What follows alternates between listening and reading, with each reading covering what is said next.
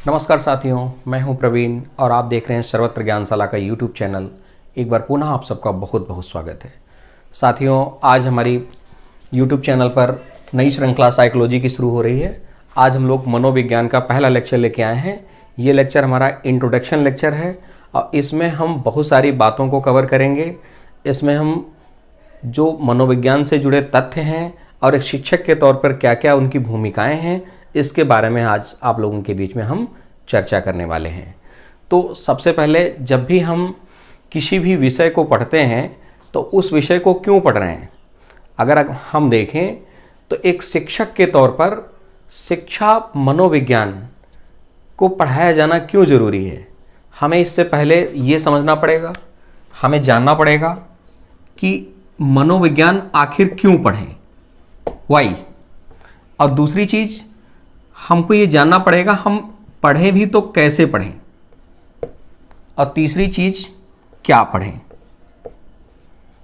ये सारी चीज़ों को लेकर के हम आज के लेक्चर में आप लोगों के बीच में डिस्कस करेंगे।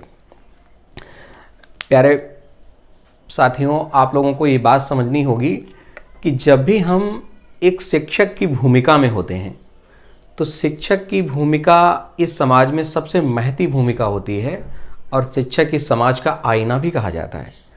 तो उस आईने के तौर पर, एक दर्पण के तौर पर जब आपको देखा गया है तो निश्चित रूप से आपकी भूमिका संकुचित अर्थों में सीमित नहीं है। आपकी भूमिका निश्चित रूप से व्यापक अर्थों में देखी जाती है। और जब भी हम एक शिक्षक के तौर पर बच्चों को पढ़ाने के लिए निकलते हैं तो हमें ये समझना पड़ेगा कि हम अगर बच्चों को पढ़ाने के लिए निकले हैं तो हमें किन किन चीज़ों का ज्ञान इससे पहले, क्लासरूम में जाने से पहले होना चाहिए। यानी हमें किस तरह से प्रशिक्षित किया जाना चाहिए, हम आखिर इस विषय को, शिक्षा मनोविज्ञान को क्यों पढ़ते हैं, तो इसको आपको समझना पड़ेगा। इस विषय की आवश्यकता एक शिक्षक के तौर पर आपको किस लिए है, ये चीज़ भी आपको समझनी पड़ेगी। तो आप निश्चित तौर पे समझ पाओगे। मैंने क्या किया है, शिक्षा मनोविज्ञान को दो भागों में बांटा हुआ है, शिक्षा और प्लस मनोविज्ञान। अब देखिए, दोनों चीज़ों की अपनी अलग अलग भूमिका होती है। जैसे कि मैं कह दूं, शिक्षा क्या करती है और मनोविज्ञान क्या करती है, इन दोनों का अलग अलग कार्य होता है। मनोविज्ञान क्या करता है, जो मानव का व्यवहार है उसका अध्ययन करता है, और शिक्षा क्या करती है, हमारे व्यवहार का परिमार्जन करती है। व्यवहार का परिमार्जन का मतलब क्या हुआ, हमारे अंदर जो भी व्यवहार हैं उनको सुदृढ़ करती है, उनको उन्नतशील बनाती है, उनको विकसित करती है, हमें उत्तरोत्तर उन्नयन की ओर जोड़ती है। तो इस बात को आपको समझना पड़ेगा। शिक्षा व्यवहार का परिमार्जन का मतलब क्या है, आपके नेचर में एक व्यापक तौर पे परिवर्तन आया, वो किसके जरिए आता है, शिक्षा के जरिए आता है। तो आप इस बात को ऐसे समझने का प्रयास करिए कि आज के, जब हम पुरातन समय में चले जाएं तो हमारे यहाँ देखते होंगे कई सारी सभ्यताएं हावी थीं, और ये भी आप कह पाएंगे कि उस समय वो एक ऐसा दौर था जब मनुष्य विभिन्न प्रकार की भ्रांतियों, सामाजिक जो कुरीतियाँ हैं उनके बीच में, और जो अंधविश्वास है, पाखंड हैं, इन सारी बीचों के बीच में मनुष्य जो है जीता था। और आज धीरे धीरे शिक्षा ने क्या किया, उन सारी चीज़ों पर पर्दा किया। वो सारी चीज़ें आज समाज में दबी हुई हैं। हमारी आवश्यकता के परिप्रेक्ष्य में विज्ञान ने काफ़ी तरक्की की और उसके बाद आज मनुष्य ने अपने अंदर व्यापक रूप में परिवर्तन कर डाला है। निश्चित रूप से ये जो परिवर्तन हुआ, आप कह सकते हैं यही है व्यवहार का परिमार्जन। एक शिक्षा ही मनुष्य को सुदृढ़ और विकसित और उन्नतशील बनाती है। मैंने बताया कि अगर आपको उत्तरोत्तर सामंजस्य स्थापित करना है, समाज के साथ बेहतर तालमेल बिठाना है, तो आपको आपके अंदर एक अच्छी समझ का विकास करना होगा। और एक अच्छी समझ का विकास किसके जरिए होगा, शिक्षा के जरिए होगा। तो शिक्षा, आगे मैं लेक्चर्स में एजुकेशन को विस्तृत डिफाइन करूंगा, इसके वर्डिंग को, किस तरह से क्या क्या चीज़ें कैसे टूटी। लेकिन मैं यहाँ पर आज के बेसिक लेक्चर में, आज के इंट्रोडक्शन लेक्चर में सबसे पहले मैं आप लोगों को बताना चाह रहा था कि एक शिक्षक के तौर पर हम आखिर शिक्षा मनोविज्ञान को क्यों पढ़ें, हमको ये समझना पहले जरूरी है। हम शिक्षा मनोविज्ञान का ज्ञान एक शिक्षक को होना क्यों जरूरी है, हमें इस चीज को पहले समझना पड़ेगा। और अगर जरूरी है तो उस विषय को कैसे पढ़ा जाए ताकि हम एक अच्छे शिक्षक बने, और पढ़ने के साथ साथ क्या क्या पढ़ा जाए ये भी चीजें हमको समझनी होंगी। तो मैंने बताया कि शिक्षा व्यक्ति को उन्नतशील बनाती है, उसे समृद्ध करती है, उसे समाज में जीने लायक बनाती है। तो निश्चित तौर पे अगर व्यक्ति के व्यवहार में एक निश्चित परिवर्तन देखने को मिला है, जो सुदृढ़ है, उन्नतशील है, और आप ये कह सकते हैं जिसने क्या किया है, हमको एक समाज में जीने लायक बनाया है, तो निश्चित रूप से वो क्या है, शिक्षा है। तो शिक्षा व्यक्ति के व्यवहार में ये कह सकते हैं गुणात्मक व्यवहार में परिवर्तन लाता है, जिसी को हम लोग क्या कहते हैं, परिमार्जन। व्यवहार का परिमार्जन, टोटल चेंज इन बिहेवियर, जो आपको बिहेवियर में चेंज लाता है वो क्या है, शिक्षा लाती है। फिर आप कहोगे कि फिर मनोविज्ञान क्या क्या कर रहे हैं। मनोविज्ञान क्या करती है, मनुष्य के अंदर जो भी गुणधर्म हैं उन सारे गुणधर्मों का, व्यवहारों का अध्ययन करती है। अब देखिए, इसको एक एग्जाम्पल के माध्यम से हम समझने का प्रयास करते हैं।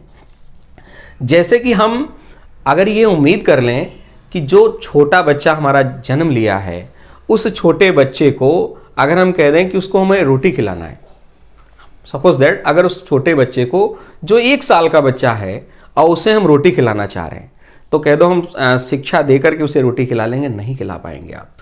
हमें उस बच्चे के सबसे पहले व्यवहार का अध्ययन करना पड़ेगा। हमें जानना पड़ेगा कि बच्चा कब परिपक्व होता है, कब उसके दांत आते हैं, कब वो उस शारीरिक अवस्था को प्राप्त करेगा, कब इस तरह की परिस्थितियां होंगी कि वो रोटी के खाने के लायक बन पाएगा। अर्थात जब उसके हम व्यवहार का अध्ययन करेंगे, जब उस बच्चे के व्यवहार का अध्ययन कर पाएंगे, उस आधार पर ही हम उसको क्या दे पाएंगे, शिक्षा दे पाएंगे। जब हमने उसके व्यवहार का अध्ययन कर लिया, हमने जान लिया कि उस बच्चे के दूध के दांत कब टूटेंगे, उस बच्चे के अंदर बुद्धि का विकास कैसे कैसे किन किन चरणों में होगा। हम एक छोटे से बच्चे से हर तरह की आवश्यकता, हर तरह की अपेक्षा नहीं कर सकते। हम हर तरह की अपेक्षा एक छोटे बच्चे, जैसे हम कह दें कि 3 साल का कोई बच्चा है और हम ये सपोज कर लें कि शिक्षा के जरिए उसको हम जो भारतीय परिदृश्य में जो भी ऐतिहासिक घटनाएं हैं या भौगोलिक घटनाएं हैं, इन सारी चीज़ों को हम उसको बता ले जाएंगे, नहीं। क्या करेगा बच्चा, जब समाज के साथ तालमेल करेगा, सामाजिक अनुभवों को एक साथ संग्रहित करेगा, तो वातावरण के साथ घुले मिलेगा, तभी जाकर के वो क्या होगा, परिपक्व होगा, तभी वो उस लायक बन पाएगा। तो इसका मतलब हमें पहले क्या करना है, हमें उस बच्चे के पहले व्यवहार का अध्ययन करना है कि किस किस स्टेजेस के अनुसार वो अपना विकास कर सकता है, किस उम्र दराज में कौन सा विकास उससे हो पाएगा। ये सारी चीजें हमें समझने के लिए कहां जाना पड़ेगा, मनोविज्ञान में जाना पड़ेगा। हमें समझना पड़ेगा कि बच्चे के व्यवहार कौन कौन से हैं, और पहले बच्चे के व्यवहार का सूक्ष्म अध्ययन हम करेंगे। और सूक्ष्म अध्ययन करने की शाखा कौन सी है, मनोविज्ञान। क्योंकि हम एक शिक्षक के तौर पर हम बच्चों को पढ़ाते हैं। आरटी एक्ट में जैसा कि हमसे कहा गया, जो हमारे परिषदीय विद्यालय हैं उसमें हम कक्षा 1 से 8 तक के बच्चों को पढ़ाएंगे। तो जब 1 से 8 तक के बच्चों को पढ़ाएंगे तो हमें बच्चों के व्यवहार का अध्ययन करना है। इसीलिए हमारे पाठ्यक्रम में बाल मनोविज्ञान को उसने अप्लाई किया है, चाइल्ड साइकोलॉजी को उसने जो है अब हम लोगों को एक शिक्षक के तौर पर चाइल्ड साइकोलॉजी का नॉलेज होना जरूरी बताया गया है। तो मनोविज्ञान क्या करेगी, सपोज दैट अगर हमें बच्चे को पढ़ाना है तो हम बाल मनोविज्ञान की यहां चर्चा करते हैं। तो उस बच्चे के अंदर देखिए, बच्चों के अंदर तरह तरह की विविधताएं होती हैं। हर बच्चा अलग होता है एक दूसरे से, दूसरे बच्चे से एक बच्चा अलग होगा, बुद्धि के आधार पर अलग होगा, व्यक्तित्व के आधार पर अलग होगा, अभिवृत्तियां उसकी अलग होंगी। तो आप देखेंगे हर बच्चे में शारीरिक रूप से विभिन्नताएं पाई जाएंगी, मानसिक रूप से पाई जाएंगी, सामाजिक रूप से पाई जाएंगी। कोई बच्चा आएगा ऐसी स्तर से आएगा जहां पर उसका समाज जो है काफ़ी कह सकते हैं कि उसके समाज में बहुत सारी समस्याएं हैं, लड़ाई झगड़े होते हैं।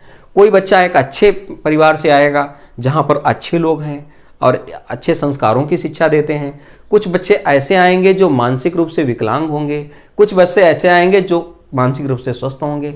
कुछ बच्चे ऐसे आएंगे जो आपको देखने में आएगा कि उनमें संवेगात्मक स्थितियां पाई जाती हैं, रोना धोना क्रोध, ये सारी स्थितियां।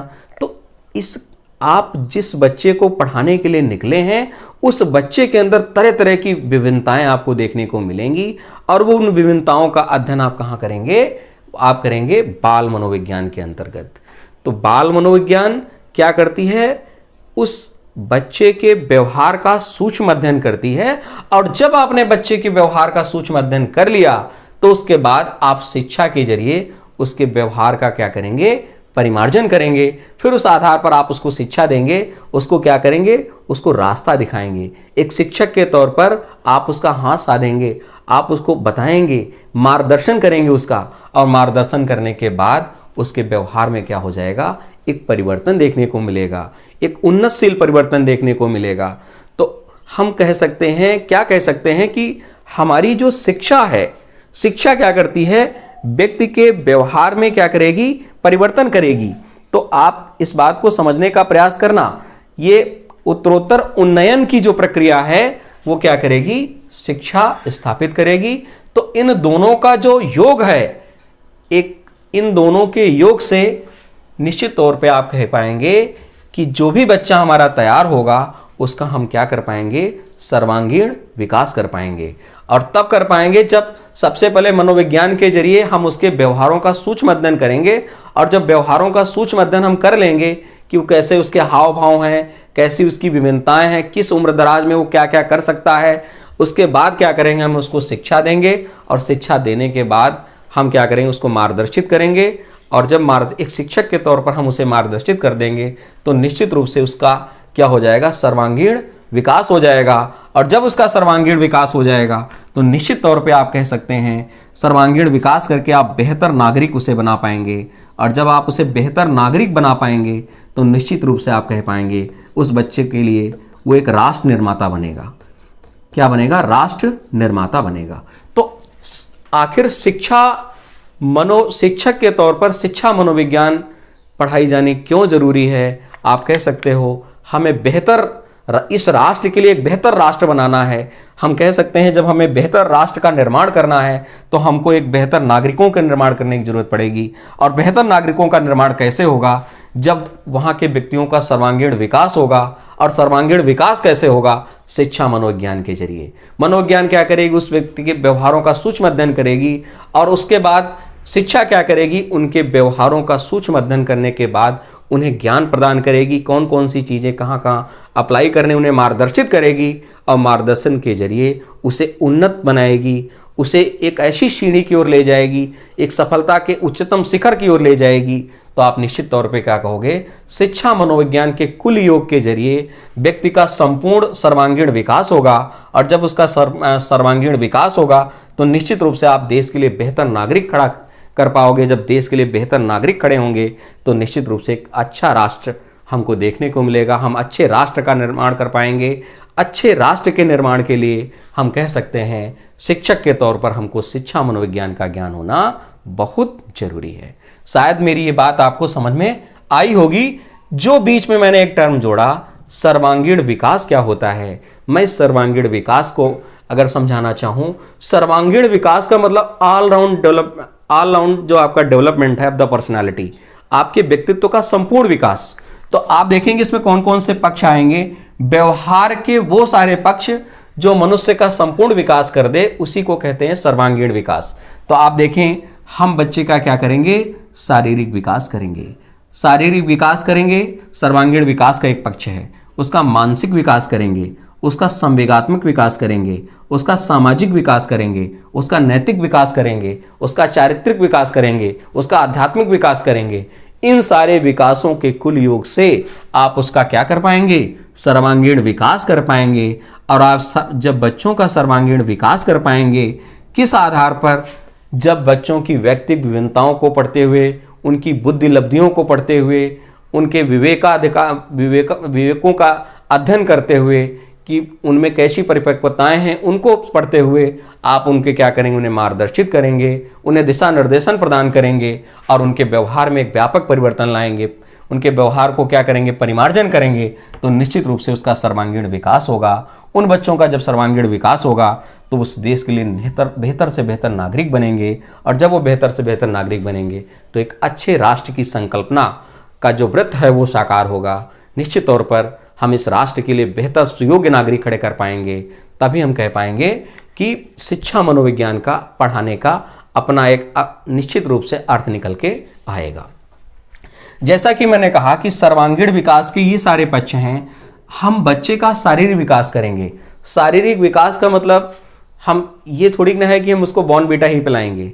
शारीरिक विकास का मतलब हम विविध प्रकार की क्रियाकलापों के जरिए, खेल कूद के जरिए, व्यायाम के जरिए, योगासन के जरिए, ये सारी शारीरिक क्रियाओं के जरिए हम देखते हैं।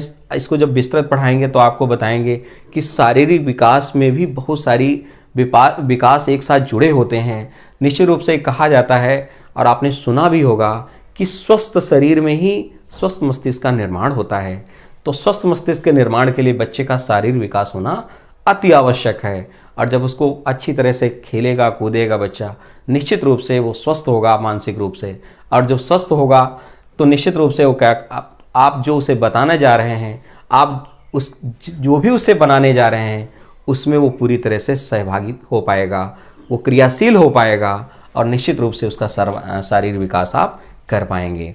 फिर बात आ रही है मानसिक विकास की। उसके जब मेंटल लेवल को हम क्या करेंगे, स्ट्रांग करेंगे, तो निश्चित रूप से वो भी उसका क्या होगा, सर्वांगीण विकास का पक्ष होगा। संवेगात्मक हाव भाव उसके जो है, इस तरह से जो भी चीज़ें संवेगात्मक विकास की जब बात आती है तो संवेगों का भी विकास होना बच्चों का जरूरी है। इमोशनल डेवलपमेंट के जरिए हम बच्चे को इस, जैसे कि हम कह दें कि अगर संवेगात्मक विकास उसका नहीं हुआ, जैसे कहते हैं राष्ट्र के हर कर्म में वो भागीदार बने, राष्ट्र प्रेम से जुड़े, तो प्रेम, सौहार्द, भावनाएं जुड़ना, ये सब क्या है, बच्चे का संवेगात्मक विकास है। और जब उसको अपने परिवार से प्रेम होगा, अपने समाज से प्रेम होगा और अपने राष्ट्र से प्रेम होगा, तभी तो उसका सही से संवेगात्मक विकास होगा। संवेगात्मक विकास का मतलब लगाव, और जब आप उसका लगाव कर पाएंगे, जब उसको एक निश्चित दिशा की ओर मोड़ पाएंगे। अब पता चला बच्चे जो है क्रोध की अवस्था में है, या मान लो ऐसी जैसे किशोरावस्था में देखेंगे तूफान की अवस्था बोली जाती है, तो उनके संवेगों पर हमें नियंत्रण करना पड़ता है। तो निश्चित तौर पे हम जब तक बच्चे का संवेगात्मक विकास नहीं करेंगे तब तक उसका संपूर्ण विकास बाधित होगा। तो संवेगात्मक विकास को भी हम इसमें नकार नहीं सकते हैं। अगली बात आती है सामाजिक विकास, और आप इसको अच्छे से समझ भी रहे होंगे कि सामाजिक विकास के बगैर हम राष्ट्र का बेहतर नागरिक कैसे खड़ा कर पाएंगे।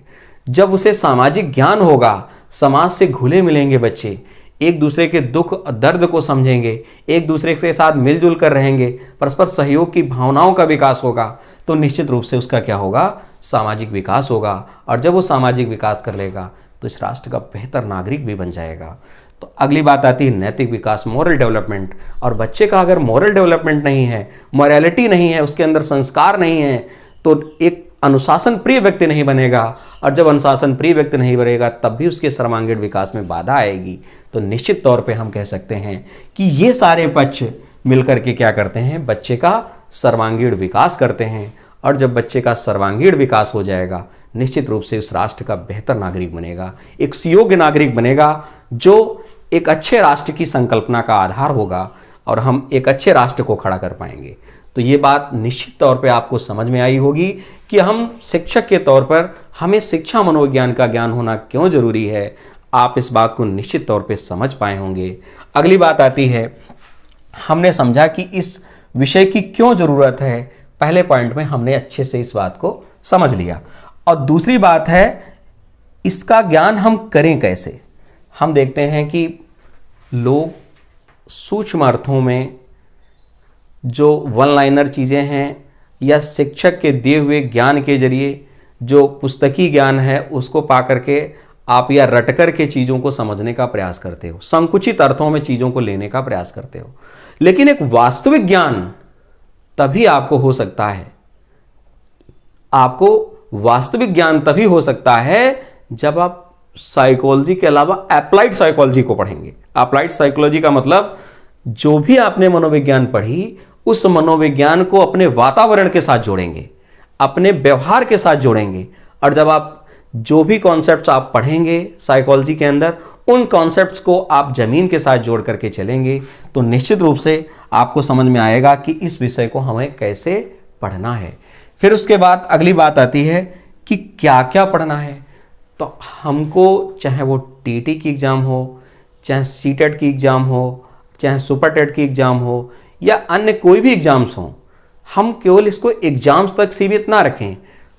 हमें जो भी बनना है, जैसे अगर हमें एक शिक्षक बनना है तो टीटी एग्जामिनेशन पास करने के लिए, टीचर एलिजिबिलिटी टेस्ट को पास करने के लिए आपको देखा होगा कि जितने भी हमारे पेपर सेटर्स होते हैं या हमारे पाठ्यक्रम निर्माता जो होते हैं, वो पूरी तरह से वैज्ञानिक मनोवैज्ञानिक सिद्धांतों को ध्यान में रख करके पाठ्यक्रम का निर्माण करते हैं। और आपको एक बेहतर शिक्षक उन्हें बनाना है तो उसके लिए एक पाठ्यक्रम बनाया जाता है। उस पाठ्यक्रम को आपको क्या करना होता है, उस पाठ्यक्रम को समझना होता है, अच्छे से पढ़ना होता है, उसे आत्मसात करना होता है। और जब आप उसे अच्छे से आत्मसात कर लेंगे तो निश्चित रूप से आप अप्लाइड साइकोलॉजी की ओर बढ़ जाएंगे। अर्थात आपने जो मनोविज्ञान पढ़ी वो उसको आप अप्लाई कर पाएंगे, अपनी डेली लाइफ से अप्लाई कर पाएंगे। इसका ज्ञान होना ही एकमात्र सूचना हो जाएगी।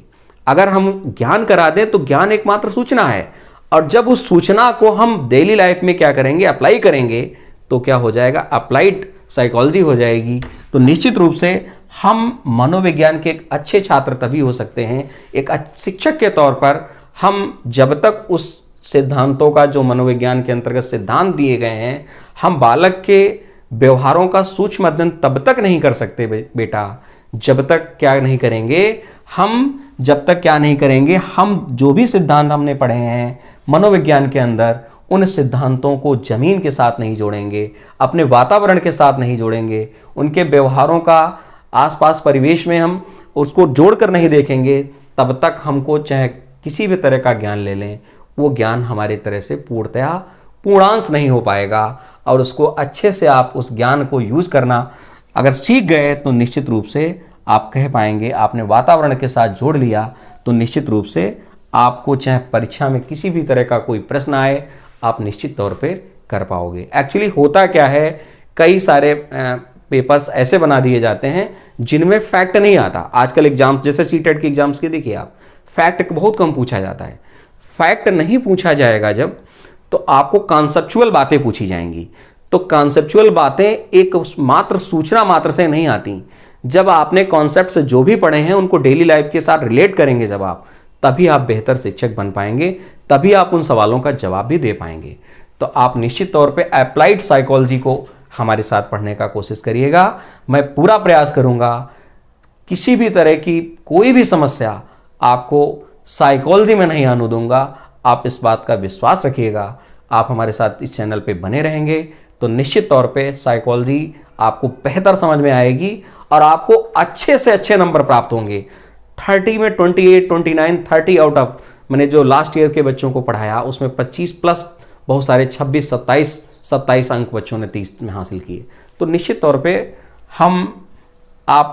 आप हमारे साथ लगातार बने रहिए। मैं एक एक चीज को तोड़ते हुए सूक्ष्म अध्ययन कराऊंगा आपको, और आप क्या करिएगा, आप सिर्फ चीज़ों को समझिए। नोट्स मैं आपको खुद ही प्रोवाइड कराऊंगा। मैंने अपने लेक्चर्स, पीडीएफ नोट्स सारे सब कुछ फ्री कर रखा है। आप इस बात से निश्चिंत हो जाइए। आपको एक बेहतर शिक्षक बनाने की ओर हम आगे निकले हैं, तो आप भी हमारे साथ कदम से कदम मिला के चलिए, चीज़ों को समझिए। बेहतर शिक्षक बनने के लिए क्या क्या चीज़ें आवश्यक हैं, उन सारी चीज़ों पर केंद्रित होइए, हमारे साथ लगातार बने रहिए। फिर बात आती है कि हमने समझ लिया कि कैसे पढ़ें, कैसे का मतलब मैंने बता दिया। जो भी आपने नॉलेज अडॉप्ट किया है सूचना के माध्यम से, जो भी नॉलेज आप लोगों को मिला, उस नॉलेज को आप डेली लाइफ के साथ जोड़ेंगे, अपने व्यवहार में जोड़ने का प्रयास करेंगे उन मनोवैज्ञानिक सिद्धांतों का, तो निश्चित रूप से वो सारे कॉन्सेप्ट आपके क्या हो जाएंगे, क्लियर हो जाएंगे। फिर प्रश्नों की प्रकृति चाहे परीक्षाओं में कैसे भी बदले, आप उन सवालों को हल कर पाएंगे।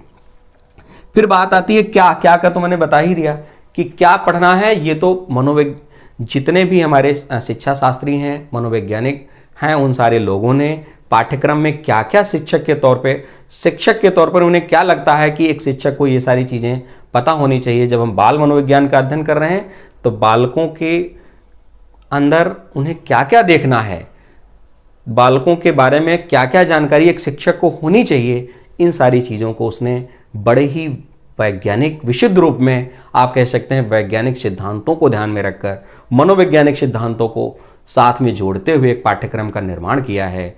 और हम चाहे टीटी का पाठ्यक्रम हो, चाहे सुपर टीटी का पाठ्यक्रम हो, लगभग एक सारी चीज़ें हैं। जैसे कि आप देखेंगे कि मुख्य रूप से इंडिविजुअल डिफरेंसेस, वैयक्तिक विभिन्नता, मोटिवेशन, इंटेलिजेंस, पर्सनालिटी, इंटेलिजेंस हो गया, पर्सनालिटी हो गई, यहाँ लिख ले रहे हैं पर्सनालिटी। तो आप देखेंगे पर्सनालिटी को आप पढ़ेंगे, इसमें मुख्य रूप से इंडिविजुअल डिफरेंसेस का मतलब व्यक्तिगत विभिन्नताओं को। बच्चों के अंदर बहुत सारी इंडिविजुअल डिफरेंसेस हैं, क्लासरूम के अंदर बहुत सारी विविधताएं हैं। कोई बच्चा, मैंने बताया कि शारीरिक रूप से कमजोर है, कोई मानसिक रूप से तेज है, कोई सामाजिक रूप से उसका विकास नहीं हुआ है, किसी के संवेग हावी हैं। तो क्लासरूम के अंदर तरह तरह की विविधताएं, कोई मानसिक रूप से परिपक्व है, अच्छे से मेंटल लेवल कर पाता है, कोई बच्चा मानसिक रूप से कमजोर है। तो इस तरह की बहुत सारी विविधताएं क्लासरूम में के अंदर आपको देखने को मिलेंगी, बहुत सारी इंडिविजुअल डिफरेंसेस को देखने को मिलेंगी। एक शिक्षक के तौर पर आप क्लासरूम के अंदर जाते जाते जब कक्षा का अवलोकन करेंगे तो कक्षा अवलोकन के समय आप उन व्यक्तिगत विभिन्नताओं को पढ़ेंगे। जब बच्चे की व्यक्तिगत विभिन्नताओं का ज्ञान आपको सही से होगा, बच्चे की कमजोरी, उनकी उत्कृष्ट जो बातें हैं, ये सारी बातें जब आपको पता रहेंगी तो आप बेहतर तरीके से उन बच्चों को ट्रीट कर पाएंगे। निश्चित तौर पे ये मनोविज्ञान से जुड़ा हुआ एक पक्ष है, इस बात को भी आप समझने का प्रयास करिएगा। फिर बात आ रही है बच्चे को हमें कैसे उसे अभिप्रेरित करना है, कैसे उसे मोटिवेट करना है, मोटिवेट करने के कौन कौन से पक्ष हैं, इसीलिए हम साइकोलॉजी में मोटिवेशन को भी पढ़ते हैं। फिर देखते हैं इंटेलिजेंस को पढ़ाया जाता है। इंटेलिजेंस को इसलिए पढ़ाया जाता है, हम बच्चे के अंदर जो बुद्धि का स्तर है उसको जानने का प्रयास करेंगे कि कौन कौन से लेवल हैं, किस किस लेवल की आईक्यू बच्चों के अंदर होनी चाहिए। उस आधार पे हम तय कर पाएंगे कि कौन से बच्चे हमारे उत्कृष्ट बच्चे हैं, कौन से बच्चे कमज़ोर बच्चे हैं, कौन से बच्चे सामान्य बच्चे हैं। इस आधार पर हम निर्णय ले पाते हैं। तो निश्चित तौर पे हम बच्चों की इंटेलिजेंस इसीलिए पाठ्यक्रम में उसने ले रखा है ताकि बच्चे की बुद्धि के स्तरों का हमें पता लग सके। फिर बात आती है पर्सनालिटी, व्यक्तित्व। हम जानते हैं बच्चे के अंदर व्यक्तित्व के बहुत सारे पक्ष होते हैं। कोई बच्चा अंतर्मुखी व्यक्तित्व का होगा, कोई बहिर्मुखी व्यक्तित्व का होगा, तो हमें उसकी व्यक्तित्व को भी अच्छी तरह से क्या होगा, समझना पड़ेगा। तभी हम उस बच्चे को क्या कर पाएंगे, अच्छे से ट्रीट कर पाएंगे। अभिवृद्धि और विकास को पढ़ाया जाता है। हम जान पाएंगे कि बच्चे का विकास कब तक, किस अवस्था तक, जन्म से लेकर अनंत तक हम देखते हैं जब तक वो जीवित रहता है, अंतिम सांस चलती है, तब तक उस तरह का विकास होता है। लेकिन अभिवृद्धि क्या है, कब रुक जाती है, अब अभिवृद्धि विकास में क्या अंतर है, तो हमें ये भी शिक्षक के तौर पर समझना पड़ेगा जो उसने हमारे पाठ्यक्रम में रखा हुआ है। तो हमने क्या किया, मुख्य मुख्य बातों को आपके सामने रखा, चाहे वो मोटिवेशन हो, चाहे वो इंटेलिजेंस हो, चाहे वो पर्सनालिटी हो, चाहे वो इंडिविजुअल डिफरेंसेस हो, चाहे वो काइंड्स ऑफ पर्सनालिटी हो। आप तरह तरह की चीज़ों को मनोविज्ञान, बाल मनोविज्ञान के अंतर्गत पढ़ेंगे और मैं इन चीज़ों को बेहतर तरीके से समझाने का प्रयास करूँगा। और आप देखेंगे इसके अलावा जो हमारी सबसे इम्पॉर्टेंट टॉपिक है अधिगम, जिसको लर्निंग कहते हैं। Learning, LEARNING। तो लर्निंग में क्या है, लर्निंग में अधिगम, बच्चों को किस तरह से अधिगम कराया जाए। अधिगम के बहुत सारे मनोवैज्ञानिक सिद्धांत दिए गए हैं, मनोवैज्ञानिकों ने उन पर अध्ययन किए हैं, सूक्ष्म अध्ययन किए हैं। उन अध्ययनों को, उन सिद्धांतों को अपने साथ आत्मसात करते हुए हम उनको बेहतर तरीके से समझने का प्रयास करेंगे। फिर जैसा कि मैंने बताया अप्लाइड साइकोलॉजी, हम उसको डेली लाइफ के साथ जोड़ेंगे। अब अपने बच्चों को उन सारे सिद्धांतों के बीच में कोरिलेट करेंगे, देखेंगे कि क्या वास्तव में जो सिद्धांत हमने पढ़े वो वास्तव में ज़मीन पर सत्य साबित हो रहे हैं कि नहीं सत्य साबित हो रहे हैं। तभी हम उस बच्चे की वास्तविक स्थिति का आकलन कर पाएंगे। अब जब हमें बच्चे की संपूर्ण वास्तविक स्थितियों का आकलन करना हम सीख जाएंगे तो क्लासरूम के अंदर हमें अवलोकन करने में किसी तरह की कोई भी समस्या नहीं आएगी। निश्चित तौर पे एक बेहतर शिक्षक के तौर पर आप क्लासरूम में काम कर पाएंगे। निश्चित तौर पे ये बात आज आपको समझ में आई होगी। हम अगला लेक्चर आपको लाएंगे तो बेसिक तरीके से मैं सारी चीज़ों को बात करूंगा आप लोगों के बीच में। मैं हिस्ट्री ऑफ साइकोलॉजी की बात करूँगा। उसके बाद मनोविज्ञान कब हमारे व्यवहार का अध्ययन कहलाया, कैसे विकास का उनका कालक्रम क्या है, किस तरह से मनोविज्ञान ने विकास किया, आज का जो दौर है हम मनोविज्ञान की तरीके से उसे कैसे देखते हैं। तो ये सारी चीज़ों का अध्ययन हम जो है नेक्स्ट क्लास में करेंगे। मिलते हैं अगले लेक्चर में। Thank you so much.